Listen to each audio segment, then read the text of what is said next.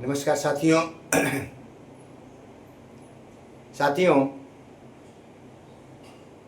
मैं समूह में एक पत्र भेज रहा हूँ। आप साथी इस पत्र का अध्ययन कीजिए। ये पत्र आज ही जारी हुआ है, थोड़ा पहले। इस पत्र का अध्ययन कीजिए जो 4 महीने से मैं कह रहा था और आज ही जारी हुआ है। तो इस पत्र का अध्ययन कीजिए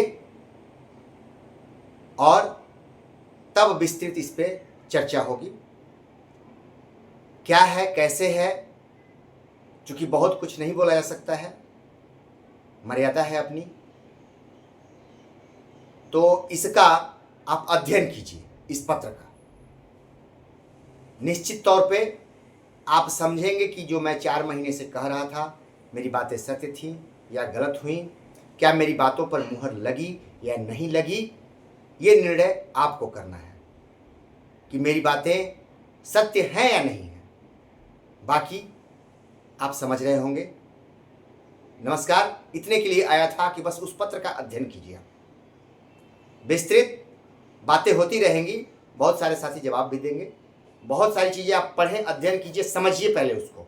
आपसे ही रिक्वेस्ट है कि मेरी बातों पे मुहर लगी है या नहीं लगी है, बस इतना।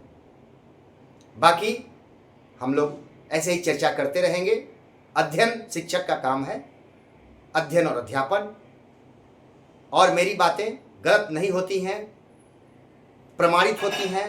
एकदम मुहर लगता है तो लगता है, कहीं से आप सशंकित नहीं रहिए। नियोजित सुरक्षित है कि जो कोई बोलता है उसको बोलने दीजिए।